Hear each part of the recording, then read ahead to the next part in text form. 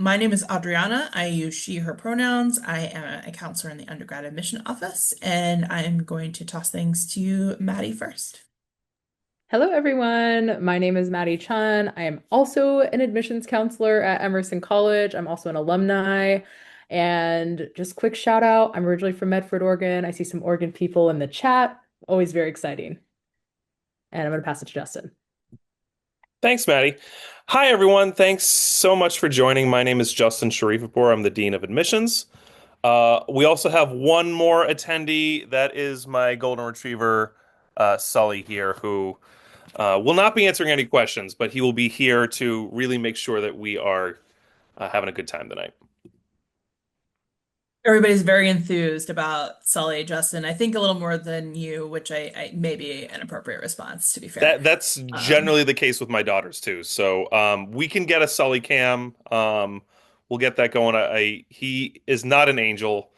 For those of you who have Goldens, they are not exactly the brightest dog in the world. Very lovable, but not exactly the ones that you want to make sure get through a door correctly. Fair enough. Fair enough. We'll come back to Sully Cam in a little bit, but to start things off, I am actually going to go ahead and turn things over to you, Justin, to get us started. So once again, thanks everyone. We're going to start off with some general application and college admissions tips first. That way we can kind of set the groundwork for what you want to do, just not just with Emerson, but just with all of the college admissions process.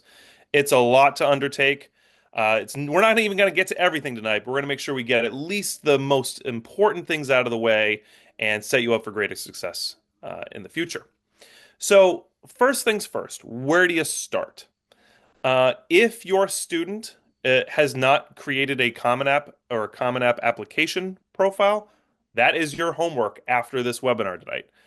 It's super easy, takes only a few minutes, it's free. Common App is used by hundreds of institutions in the United States and a few also abroad. But it's really important that your student creates a Common App account and do that tonight or tomorrow, but definitely by this weekend. That is your homework assignment. There is also a another popular application platform called Coalition. Emerson does not participate in Coalition, but there are many other institutions that do. So if you find that there's a school that your student is interested in, or that you as students are interested in, make sure you also create your Coalition app profile as well. Also, there are university or college specific ones. We have one at Emerson called the Emerson application. Certain ones also, especially for out in California, you might have some. I believe the Texas system has one as well. So things like that, there might be some state institutions that have large application systems. Make sure you create those accounts as well to kind of get things started. But those are the three most common application platforms. But definitely, if you haven't created a Common App application account, do that right away. So now, this is where things get a lot more important about which direction you want to take. So, first of all, you have to determine whether you are applying as a first year student or as a transfer student. Different schools have different definitions of this, so it's really important that you reach out to those schools or go to their web pages about what it means to be a first year student versus a transfer. Um, for us, generally, if you're coming straight out of high school with a minimal amount of college credits that you've taken elsewhere, that's okay, but it's really whether you've matriculated at another institution. But if you're typically coming in straight from high school, you're a first year student. Transfer students are generally students who have finished high school and then did some other studies after that. That's generally what the case is with most institutions. So first year in transfer, because that's generally the first question after you've established your name and your email and your profile information. That's generally the next step you're going to go through with, let's say, the Common App application. The next thing is what's called in Common App parlance, it's called rounds. This is oftentimes something that trips up a lot of families, and I want to break these things down one at a time. There's the first one is called early decision. Early decision is a binding agreement between the student, a parent or family member, and your school, specifically your school counselor or somebody from your guidance office, all three of you actually have to sign an agreement and send that into the institution. This is essentially you are saying if you are admitted to that institution, you will be going there. It's really important that these are really reserved for your schools that you really want to attend. Do not apply early decision if you are going to do it to five schools because you can't commit to five schools at the same time. That's really tough. So don't do that. This is the school that might be a reach for you, and you're like, if I get in, I'm absolutely going there. It can also be a factor of financial aid and what your affordability circumstances might be. So, if you do have questions about financial aid, it's really important that you talk to each of the admission offices whether early decision makes sense for you. A lot of schools will push you or really encourage you to early decision because that's the way you get in, or you may have heard about certain schools who are offering that. That's the only way you get in. But really make sure you understand that this is a binding agreement and that it's only the school that you absolutely will go to should you be admitted.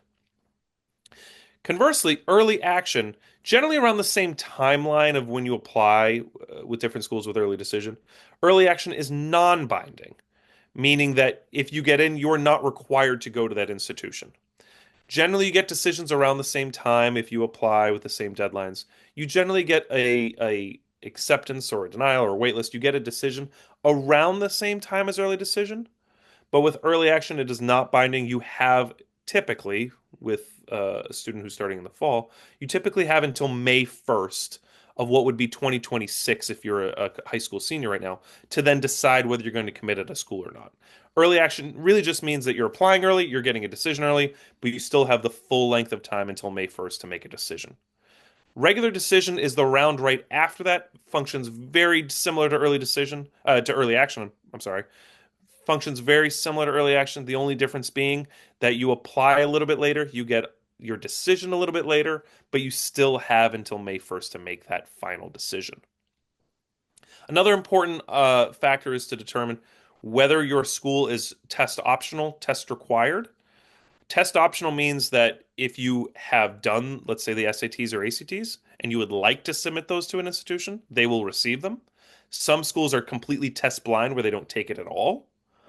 If it's test required, they require you to do the SAT or ACT. It's really important that you go to each of the school's web pages to see what their requirements are.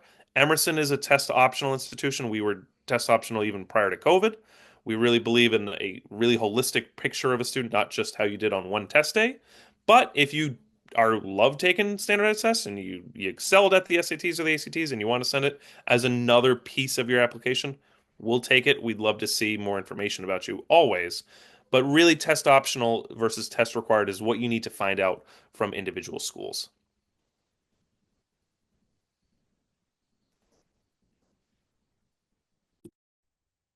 All right. So next we're going to start talking about the activities and supplement sections of the application process. So a few things to highlight are going to be quality over quantity. So what this means is that if you are one of those students who's been involved in, 20 different student organizations between volunteering, student clubs, sports, theater, whatever it might be, you're not going to be able to necessarily add all 20 of those activities onto your applications. So what you're going to want to do is think about the things that you have done that really added to your life, maybe something that you spent more time in, maybe all 4 years in school over just like a one quarter kind of class or something like that. Anything that you kind of deemed as like a really quality experience in your life is what you're going to want to put if you're kind of having that quality over quantity issue. Next is, what if you've only been involved in a couple things? So on the opposite end of that, if you've only been involved in a couple things, that is completely okay. Students do a lot of different things throughout, their high school years. And I always like to remind students as well, you might think you haven't been that involved in school, but you probably have been, or you've been involved in your community, or you're really involved in your family life, or you work a part-time job. All of those things can be put onto the activities section of a college application. But if you've only been involved in a couple things, make sure you put all those things. Don't discount any of the activities that you've done throughout high school. Next, what if my involvement has changed because of a community disruption or another outside factor? I'll get into this a little bit more in the next slide, but if your involvement has changed, definitely still list your involvement. And then you can get into kind of the reasons behind that and something that I'll be talking about in the next section. And then next, do I need additional materials like a resume or portfolio? This is really going to be dependent upon the different programs you're applying to and the different schools you're applying to. So, for example, if you're applying to Emerson for a performing arts major, there are some additional materials you need to submit. You might have to do an audition, you may have to do an interview, you may have to do a portfolio review, something like that. But generally speaking, it really varies school to school. But the average person who's applying to Emerson for not a performing arts major does not need to submit a resume or portfolio. With that said, if you are involved in an a cappella club that's been award winning and you really want to highlight that on your application by submitting a video of y'all, singing or performing, you're more than welcome to do that. And we will look at that and take that into consideration. Um, Other things that I always like students to know for the activities and supplements section is that you just really want to make sure that you're listing everything in a very clear and concise way. So, for example, if you have been a part of Student Government Association, you may have worked your way from being a general member to being the secretary or even the president. Make sure you indicate that and kind of say, I've been involved in this for all 4 years, but I've kind of made my way up in leadership, those types of things. I see a quick question. Does the resume have to only be 1 page or can it be two? It can be two if you'd like. Generally speaking, it is standard for resumes to only be 1 page, though. I think I'm ready for the next slide. All right, next we're going to talk about some more additional considerations. So when you're using the Common App or general applications, you're going to have things like the additional information section. Main question would be, should you use this, as well as what information goes here if you do want to use it? This additional information section can mean a lot of different things. You may want to give additional information about maybe a learning difference you have or something along those lines. The other area where you could add additional information is going to be the challenges and circumstances section. That's specifically in the Common App, but most applications will have a place that you can indicate any challenge or circumstance. So, for example, one that we were seeing for a few years was any like kind of extreme COVID circumstances, as well as things like natural disasters, major community events. So I would say, especially if you're asking yourself, like, should I be using the additional information section or should I be using the challenges and circumstances section? Ask yourself if there's something that you've experienced throughout high school or experienced throughout your life that's really affected your kind of like different classes you could take or how well you did in a class or your community involvement. It's a really great space for you to explain anything that you think would give greater context to your application, and specifically to those of us who are reading your applications when we're trying to figure out who you are as a person in, only a few pages. Next is going to be additional documents. One question we get a lot is how many letters of recommendation should you send in? This is going to be dependent upon what schools you're applying to. Every university and college has their different requirements. Specifically at Emerson, we require 2 letters of recommendation, one from your school counselor and one from a core subject teacher. I really want to emphasize that it needs to be a core subject teacher. That's going to be a history, math, science, English, foreign language, or like a social studies teacher. You are more than welcome to submit a letter of recommendation from maybe an athletic coach or a choir teacher or something like that, but it does need to be in addition to those 2 required rec letters. If you do not submit those 2 rec letters, we will bother you to submit them to us. Or if you submit one that's from a choir teacher, we will likely bother you to submit one from a different core subject teacher. I also like to always warn students, some students will submit, 6 different recommendation letters. And while we love that the, mentors and adults and teachers in your life want to shower you with praise, 6 is a lot for us to read. So I always recommend students keep it at 4 and below if you are interested in submitting additional recommendation letters outside of those 2. But once again, the 2 are the requirement. You don't necessarily need to submit more than 2, really ever. And then international student requirements. So at Emerson, you don't really need to do much more to apply as an international student, the main thing you want to keep in mind is any type of English language proficiency. So you want to make sure you are checking. It really depends on what university you're applying to and also what high school you attended in your respective international country. If you need to do something like the TOEFL test or something like that.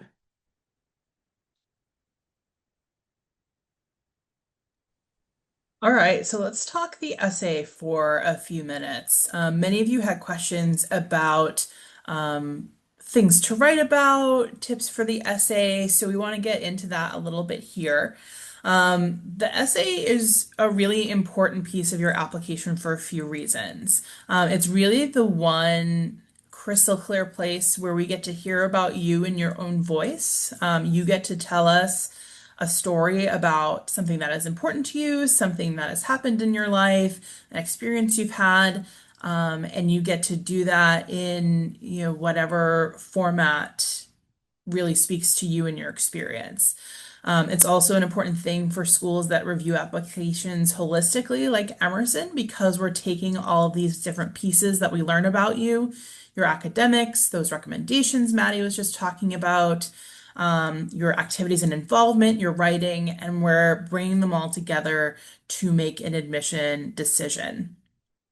Um, we had a lot of questions in terms of, what you should write about. How do I write about this specific topic? And really, it's a little bit less about there being a correct or an incorrect way to write about a topic.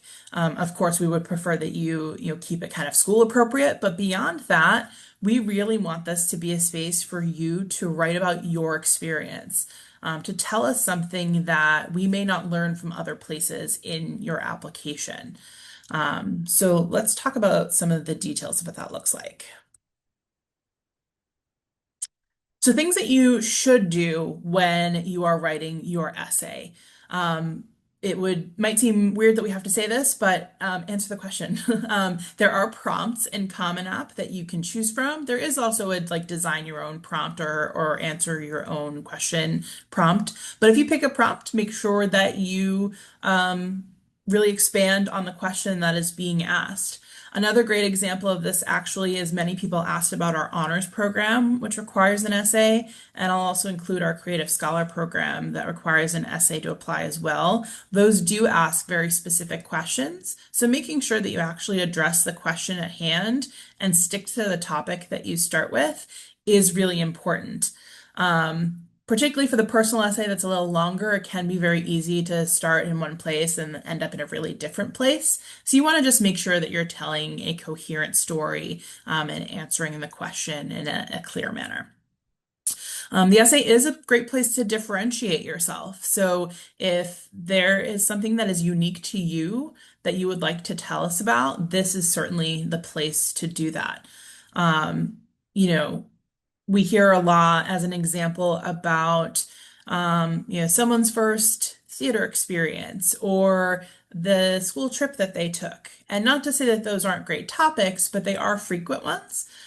If there's something that is particular to you that would really be a moment where we can say, yes, this is specific to this student and this helped us learn something, that would be a great way to hone in on your topic for your essay writing.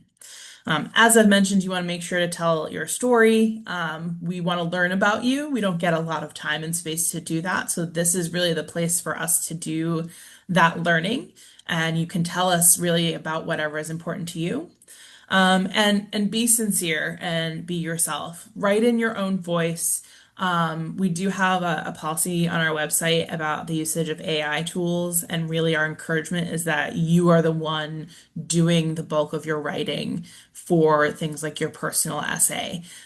We've kind of gotten pretty good, both as folks who have been doing this for a long time, but also knowing some of the quirks with artificially generated content. We can kind of tell at this point. So there's really no downside to going at it yourself and writing something that is authentic to you.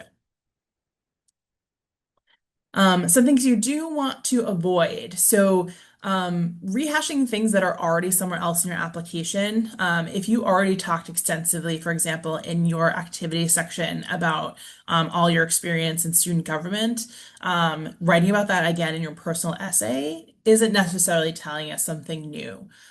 So that is a space that maybe could be utilized for something else.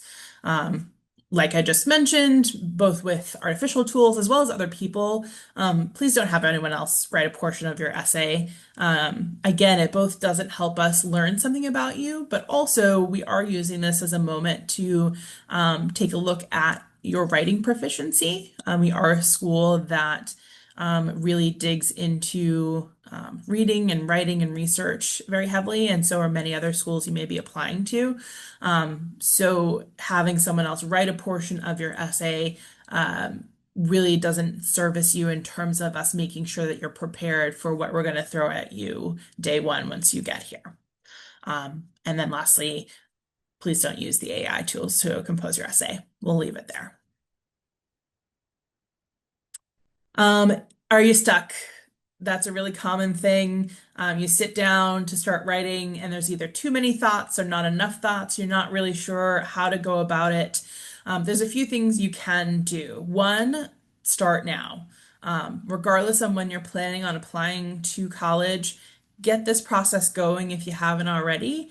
You don't have to knock out the whole thing in one sitting. You can do it in pieces. As a later tip says, you can start it now, go back to it later, but do get it started now. Don't leave it until later when the pressure of time might, give you a less than ideal result. Don't stop writing either. Once you sit down for a session, a great thing to do is to sit and just write. Doesn't have to be a coherent essay. It doesn't have to be about one topic. But if you find that you've been getting stuck, a great way to get unstuck is to just sit down and write about something. Often what you'll find is that something will come out that you weren't thinking about before that turns out to be a really great topic, a really great line, a really great starting point. And so it can just help you get past that hurdle. You may have heard this before in some of your previous writing lessons. Writing an essay like this is a great opportunity to show, don't tell. Give us details. Tell us about sensations. Tell us about experiences. Tell us about the little details that maybe you don't think they're important, but actually they really help make a great story. As I was saying, start your writing and then go back and edit it later. Not only is it good to get past writer's block, but this is just a great thing to do in general because when you're sitting with a piece for a while, you can start to see what you want to see in a piece, and maybe you aren't seeing the places where you could tweak something a little bit, or maybe there's an error that you could fix. Leaving it alone, going to do something else, and then coming back to it later is a good way to get started and to finish.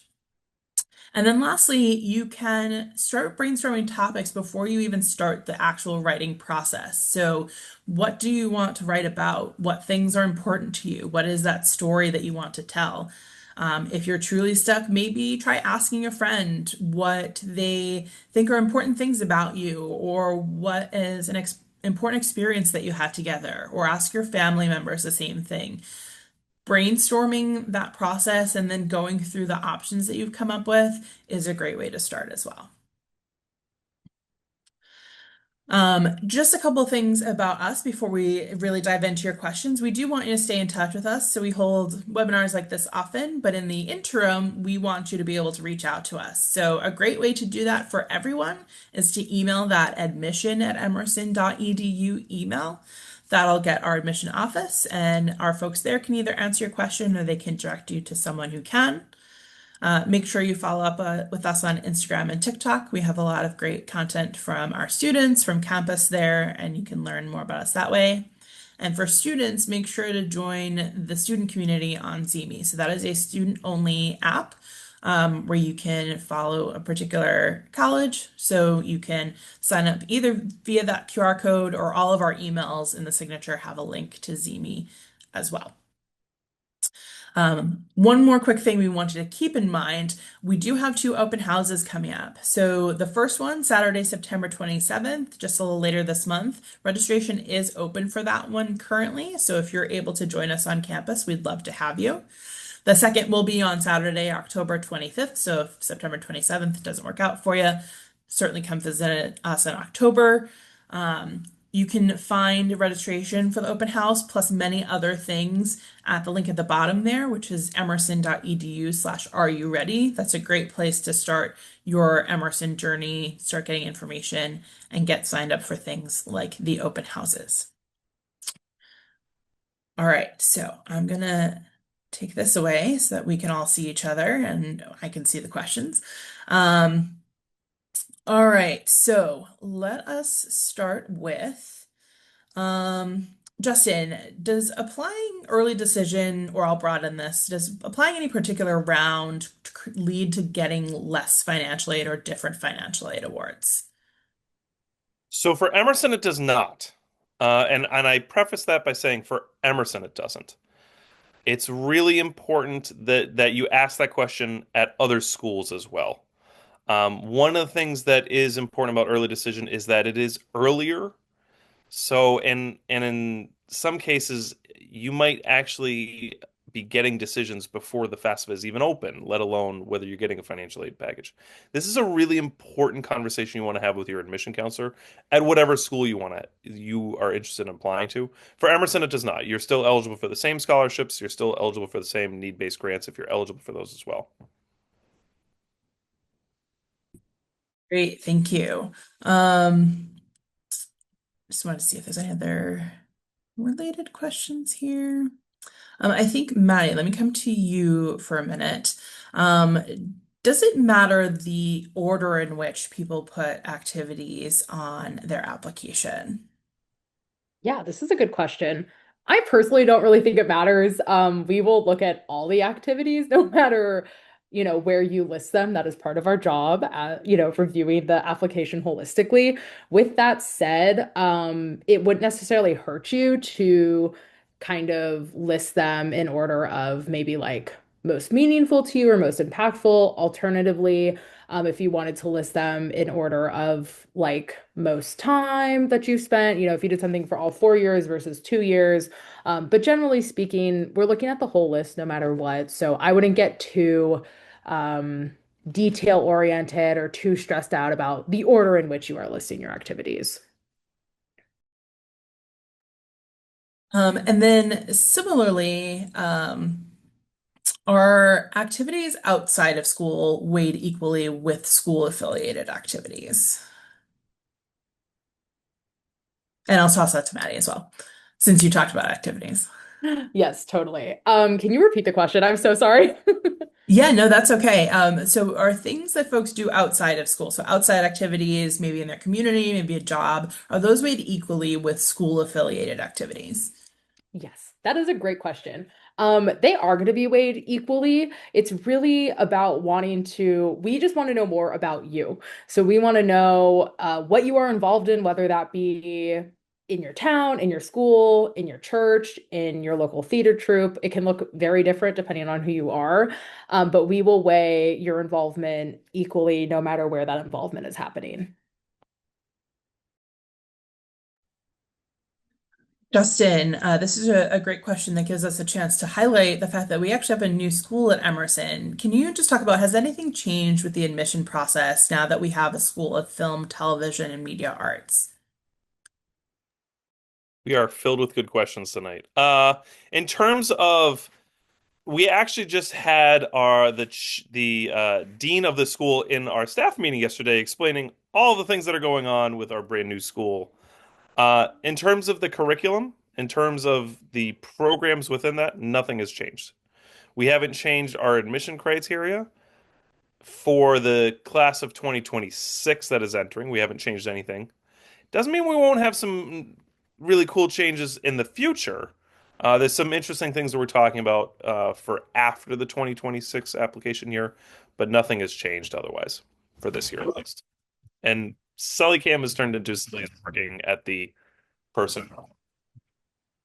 The across the Sully street. Noise Maker. I'll workshop that name. We talk about silencing our phones, and it's like the dog is just unpredictable. Yeah, yeah, can't turn the sound off on the dog. Does getting accepted to Emerson mean a guaranteed admission to the joint program with Franklin University, Switzerland? Justin, do you maybe mind talking about the two joint programs that we have and the differences in applying to those? Yeah, so and it's a great question. So our two primary programs are one with Paris College of Art, which is the global BFA and Film Art program, and it's in that program you're actually starting in Paris first in the fall, and then you kind of go back and forth between Paris and Boston. The second program with Franklin, you're actually starting in Franklin for 2 years, and then essentially more or less coming in as a transfer student to us. So you're actually with the Global BFA program, you're going to be applying to Emerson. With the partnership program with Franklin, you're actually going to apply to Franklin. And then what ends up happening is we share notes and we look at the applications together with both schools. But with Franklin, you're going to start the application with that program with the Swiss school. With the Global BFA and Film Art with our friends over in Paris, you're going to start with us. Great, thank you. I'll take a couple of these. Can international students apply to the honors program and the Creative Scholars program? Um, Great question. So international students can apply to the honors program. It is open to all majors with the exception of our global program. So the two Justin was just talking about, the global BFA in Film Art and the global BA with Franklin University. But any other student can apply to the honors program, absolutely. The Creative Scholars program is currently open to just US students at this time. I did also want to talk about, actually, maybe one more for you, Justin. So since a portfolio is encouraged but not mandatory for media art production, can you talk about how they're used in the admission and scholarship decision process? Yeah, so with the portfolio option, it is strongly encouraged. We generally see more than three-quarters of our media arts production students using this as an option. And I'm going to talk about that first because with the comedic arts program, it is required. With the Global BFA and Film Art program, it is also required. With performing arts, there is artistic reviews, some of which are audition based, some are interview and portfolio based. Those are also required. But if we're talking specifically about media arts production, we use it as just another element of the application. The vast majority of our students do submit something in the portfolio. It can vary. We were talking with the dean of our new school the other day about this topic, and he really was saying, what the college really cares about from a student who's, let's just say, a student coming from high school, is creative potential. It doesn't necessarily mean that you have to have the most polished work. We're looking for original ideas and your ability. We're kind of looking for the ceiling of what you have for potential, as opposed to some schools are looking for a very, very polished, almost professional level item in your portfolio. We are not. We don't necessarily expect that out of students coming straight out of high school. And as such, we're really looking for your potential. Many students have done things like a script. Some students have done a collection of photographs. Others have done screenplays. They've done entire videos. We do go through them. We do view them. But I will say that if you should not be spending a small fortune producing a biography about yourself or like that's just not necessary for us. But it can be shot on your camera phone. And it's really about what we're looking for is that creative eye that you are exemplifying and really also making sure it's your own work. I think one thing that a lot of students do get tripped up on is they are one of many on a production or one of many on a project. And that's okay so long as you're essentially telling us what your role is. But, making sure that it's really your work and being a central piece of the product that we are seeing.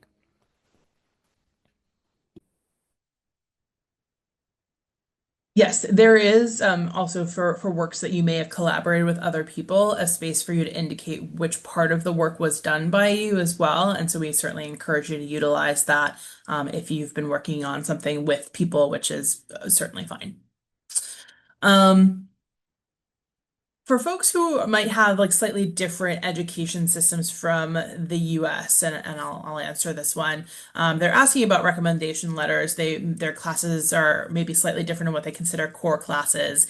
If your school considers it a core class, i.e., you need to take this class or this category of class to graduate, we will generally consider that a core class, and that is a fine teacher or faculty member to request a letter of recommendation from. I think really what we're trying to say is that we want to hear from someone who's taught you in an academic sense, versus say some of either like our more artistic classes or like a shop class or things like that. We want someone who's taught you in an academic setting to recommend you, potentially, as Maddie mentioned, in addition to that advisor, that coach, someone like that, we would also certainly welcome that. It's just not a required one.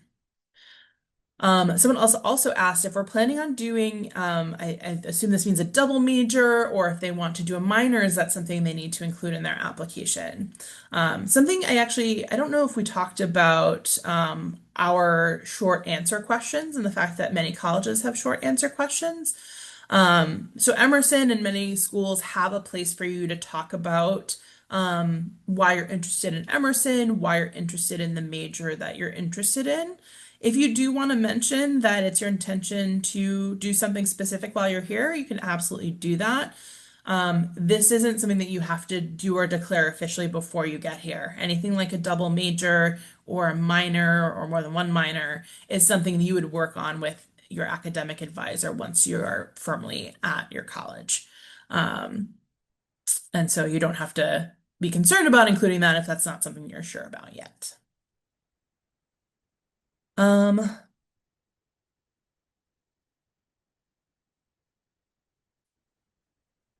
Maddie. Can you talk about if someone is doing an activity that maybe doesn't go all year or they only did it for a particular piece of time, how best can they represent that on the common application or an application where they can put in like hours and things like that? Can you just talk a little bit about what we're looking for when we're looking at those pieces of information? Yeah, so sometimes, especially on the Common App, I know when you're filling out the activity section, they get really nitty-gritty with the timing of it all. How many days a week do you do this? How many hours a week does that look like? What I really recommend doing, especially, I think this is really hard for our kind of athletes and our theater students. I remember, this when I was applying to colleges. You're like, okay, well, I put a ton of time into this show or into this musical, but only for 3 months. And I feel like the way the Common App is phrased, it's often more for a year at a time. So what I would recommend doing is kind of indicating that there's a little blurb where you can like write more and say for the spring musical, or maybe indicate in the title that this was a spring musical. And then from there, I would say the amount of days and times that it was for that spring season. But for example, I wouldn't do the math on, okay, so I spent 10 hours a week working on this show, but that over a year would look like this. I would just do kind of what it was in the intensity of the most intense time and then indicate that it was only for, the spring season or something like that. I would say too, one thing that I do sometimes see, which can get a little confusing, is that I have had folks put in activities that all of them are listed for 40 hours a week, 52 weeks a year, and however many years. And since we know that's not physically possible for everything you do to be done all day, every day, all year, that can get a little confusing for us. So maybe don't do that one. But anything else, yeah, we're just kind of looking for your best guesstimate. Yeah. I also would say too, it's I think sometimes like, oh, well, I'm gonna say or I'm gonna show that I'm doing this all the time and that this is really important to me. And once again, you can indicate that in ways that are, more than just, oh, I do this 40 hours a week. Yeah, we know that you are also a student, so we're taking into account the fact that anything that you're listing there is in addition to all the time you're spending being a student. being a human being who sleeps, ostensibly eats meals at some point. So we know to factor all of that in as well. And so anything beyond that, we recognize as kind of additional involvement. Justin, could you talk a little bit about this context, questions in the context of the SAT, but I think there's a broader conversation to be had. They're asking if the SAT is important for admission folks who are reviewing international student applications, but their kind of question assumes that we're not familiar with a student's local education system. So can you talk about kind of what goes into when we review international applications? Yeah, and it's an important question, and I also once again preface this that this varies between schools. So for us, we are, for example, if your transcript comes to us not in English, we ask that it be translated with an equivalency um, program. So the idea is that we're standardizing in English, number one. Number two, we're also recalculating it based on the US 4.0 scale. So we have extensive experience in lots of different countries' transcripts and what their educational systems are. We're using a lot of outside resources to make sure that they're standardized and we're getting it right also. It's part of our training, but also part of how we standardize things and make sure that we are really trying to get to an understanding of what you are taking for classes and what the grading scales are, for example. So we do make sure that we, as a first pass, before we even start talking about SAT or ACT scores, we are still making sure that we are fully understanding of what you are doing in school. So that's number one. Number two, we still consider SATs and ACTs optional. It is one element. If you feel that it is a great thing, that if it's something you're great at doing and you want to put that best foot forward and provide that to us, have at it. And I say that for international or domestic US students, either way. Um, if it is something that you feel would be really important to kind of raise your hand and say, "Listen, I'm really good at this. I just want to let you folks know that I am a really good student," and as a just an extra data point to show that like I can do the SATs as well as anybody. Great. Is it required to substantiate yourself? No. It's still test optional, international, US students, doesn't matter. And I would say, correct me if I'm wrong, Justin, for any international students who do need to provide English proficiency, that would be kind of the one area where we might use something like an SAT or ACT. If you're submitting that, we would be looking at that to answer that English proficiency question. Otherwise, if you're submitting one of the other options we talked about, like the TOEFL, Duolingo, IELTS, the 50 other things on that list, which is on our website, we would lean on those for that information. Yeah, and we're for establishing baseline English proficiency, we are going to use the TOEFL, the IELTS, Duo. We're going to use one of those first, and because we do have minimum scores by which we have to have as a baseline for whether you can succeed in the classroom at Emerson. So you do have to meet those minimum thresholds for English proficiency. But if to Adriana's point, if there are kind of questions or we're looking for more information about English proficiency or ability to be successful in our programs and in our classrooms, SATs might be helpful as just another example of making us feel comfortable with your abilities as a student. That's kind of the best way I would describe it is it's just another place where you can showcase to us that you can do well in our classes. More question for you, Justin, while we're here. Do we consider things like I think they're asking about portfolio submissions or involvement even in looking at merit scholarships, or is that mostly based on academic considerations? It can depend. I mean, one of the things that we do, some schools do merit scholarships entirely based on SAT or GPAs. We do not.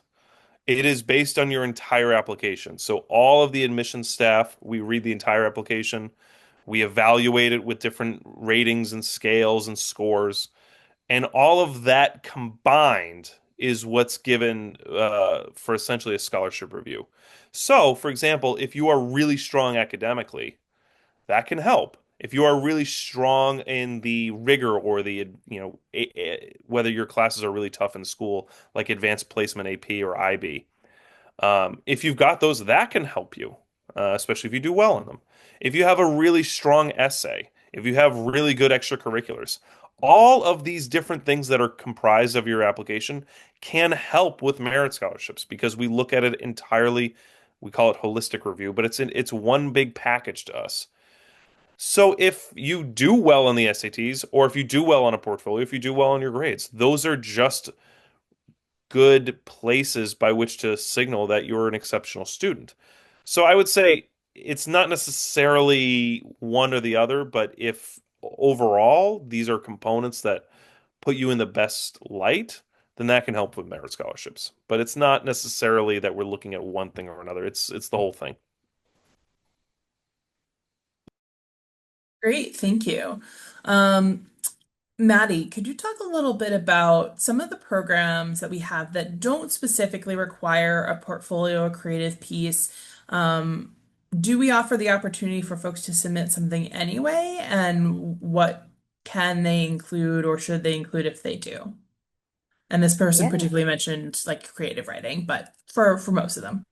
Yeah, this is a great question. And once again, this is going to vary school to school. So I do really recommend kind of reaching out to the different admissions counselors at the respective schools you're planning on applying to, especially for creative writing, WLP. It can look a little different, but at Emerson, it's not required to submit a portfolio or any work in addition, to your application for those programs. But if you have a piece of work you're really proud of and you'd like to submit it, you're more than welcome to do that in the additional materials area. One thing to keep in mind when you're submitting additional materials, especially things kind of like portfolios that aren't required, stuff like that, you just want to make sure you're being cautious of, we have students who apply who have written full novels, and that is very impressive and actually something I recommend putting down on your activities section. If you have written a novel or have done something of that sort. But maybe not submitting the entire novel, right? That's one, realistically, we will not be reading your entire novel. Also, that's incredibly hard to upload, just size-wise. You have to think about that type of stuff. But if you have an excerpt you're really proud of or a poem you're really proud of, feel free to submit that additionally. Especially if you are into poetry. Sometimes we get students who submit poetry for like the personal essay. I personally think I would rather see a poetry submission as an additional material over a personal essay. I'm seeing some head nods as well. So yeah, hopefully that answered your question. If there's any clarifications, reach out to your admissions counselor on that one. As someone who at Emerson literally studied poetry, I would absolutely say that is best served not in the essay slot. I often see some great writing there, but it doesn't necessarily tell us what we're hoping to learn about in that particular space. Um, as we're kind of wrapping up these last few questions here, I did want to mention we've had a lot of performing arts questions tonight. Their process is particularly specific and can be have a few more steps in some places. A great resource to reach out to, and I'll put this in the chat as well, or actually, can one of my colleagues put this in the chat, is PA_artistic review at emerson.edu. That is kind of the go-to place for any artistic review questions. So if you have specific curiosities, certainly let them know. There is certainly more information on our website about the timing, what elements are required for things like auditions, interviews, portfolios. But if you have questions beyond that, certainly reach out to them. I'll again also mention that we did do a performing arts webinar on Tuesday night that will be up on YouTube along with this webinar as soon as I can get it edited, which will be very soon. So as we're getting through the last couple of questions here, Maddie, just very quickly, for folks who are considering submitting a test score, can you talk about what range of like SAT, ACT they might want to consider for submission? Yeah, this is a great question. And I feel like in the very test optional college application world that we currently live in, it's really hard for you all to navigate it. So my recommendation is to always look at the school's average scores. This is another thing that you could reach out to individual admission counselors about at the respective schools that you are applying to. But at Emerson, my rule of thumb is always look at the average scores of the previous class. Oftentimes at Emerson, I would say that's going to be somewhere in like the mid to low 1300s. Correct me if I'm wrong. Um, so if you're kind of near that average, above that average, or you're close to that average, and you want to submit your SAT or ACT scores, by all means, go ahead. I also always like to point out to students that the average SAT and ACT scores at test optional institutions are highly skewed to higher scores because we're only seeing students submit scores that they are wanting to show us. So I always keep that in mind, kind of take that with a grain of salt, those numbers that you're seeing. But my rule of thumb and kind of the guidance I give students is to really just look at the averages for the schools you're applying to. If you're near or above those averages, submit them. If not, maybe leave them off, unless you think that your score is a really accurate reflection of kind of where your GPA is at or where your kind of academic abilities are at. All right, and as we wrap things up, if Maddie, then Justin, and then myself, if you could just offer one quick piece of advice for folks who are getting started on their college application journey, what would that be? I can go first. My piece of advice is always to honestly enjoy the process. It can be so stressful and very anxiety inducing, and it feels sometimes like a rush to the finish line. But deadlines are like November or January, depending on what rounds you're applying in. So make sure that you actually stop to kind of appreciate the fact that you've made it to senior year and you're applying to colleges, and that's very exciting.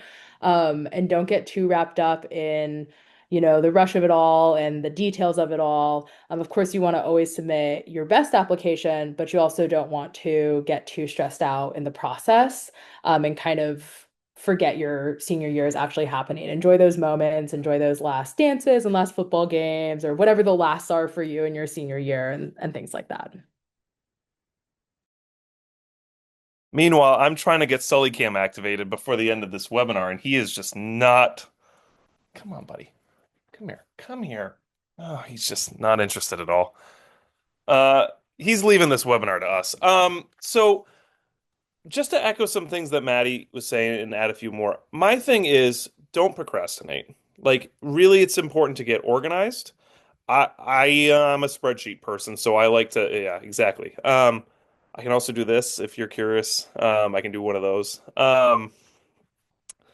But I like to get organized. I like to have a Google sheet of just I'm outlining all the schools that I'm applying to with the deadlines that I have just to keep myself organized. But a really important thing is don't wait until October 31st. I have a school counselor that lives down the street from me, and she says she never goes out on Halloween because she's frantically trying to write letters of recommendation for students who waited until the last minute. Don't ruin her Halloween like everyone else does every year. Get in touch with the teachers and your school counselors who are going to be writing your letters of recommendation. Get it on their radar early just because they've got a lot that they're going to have to do. And you don't want to be the student who's panicked in that last few days, especially your senior year of high school, that you really should enjoy. Don't be panicking by kind of creating your own mess by really procrastinating, wait until the last minute. It is a stressful situation. Don't get me wrong. It can be stressful, but don't make it harder on yourself by guessing or by waiting until the last minute. If you do have any questions, they literally pay us to help you. So at the end of the day, just reach out to your assigned admission counselor, reach out to the other schools you may apply to, and just say, "Hey, I'm stuck. What do I do?" Do not panic. They literally pay us to help you. So at the end of the day, if you have a question about auditions, about artistic review, about essays, just shoot us an email, give us a call, come down to a campus visit and ask a question. We're here for you, and it'll just make this whole process as enjoyable and stress-free as possible. And even we were talking about AI. It's one of those things that we're not oblivious that things like ChatGPT are heavily used out in the world right now. We are really looking for the most information about you, who you are as a person at the end of the day. So when you're talking about essays, really make sure that the essay is about you and your circumstances and your background and your perspective on the world and how creative you are, because that will pierce and get through any type of AI writing that could ever be out there. There's no AI robot out there that can truly understand who you are. So that's what we want to know. We want to know more about you as a person and as a student and as a potential practitioner in our fields that we teach. That's what we care about. And also make sure that you apply that in your essay that it's coming to Emerson College, because if you don't change the name of the school, that is the number one. It is my biggest pet peeve when you say I'm applying. There's another school, if you're not familiar, in Boston called Emmanuel, and there's students who sometimes transpose those. Do not do that. It's like a pet peeve. You're applying to Emerson, make sure you put that name in your essay. We're also Emerson College and not Emerson University. That's my personal favorite one that I do have to sit and just exhale briefly before I continue reading when I see that one. But my quick piece of advice slash a plea is please check your email. Um, Check your email anyway, but also check your email because that is how we communicate with you. That is how we tell you that maybe you're missing something from your application. That is how we tell you that a deadline is coming up or that there's an event coming up that you might be interested in. I know you're probably getting a million and one emails from many different schools. One thing that folks often do, I'm glad to see we've reactivated SellyCam. Fantastic, folks, we're waiting. One thing that we often see folks recommend or folks do is create an email that's just for college things. That can be a great way to get it out of your main inbox and get it organized. So if you do want to do that and you can just reach out to us and let us know that you've changed your email, that's totally fine. But please check it and please utilize it because we may be trying to tell you something important and we don't want you to miss it. While everybody is fawning over Sally in the chat, I do want to point out a couple of last minute things. In the chat, I have just dropped our email as a reminder to you is Emerson. No, it's not. It's admission@emerson.edu. I've only worked here for 10 years. I'll figure it out eventually.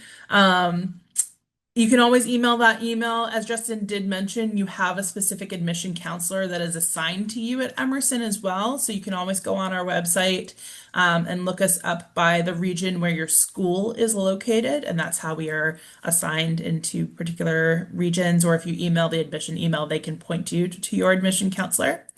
That emerson.edu/areyouready is a great place to start, great place to go if you want to register for our open houses or for a tour.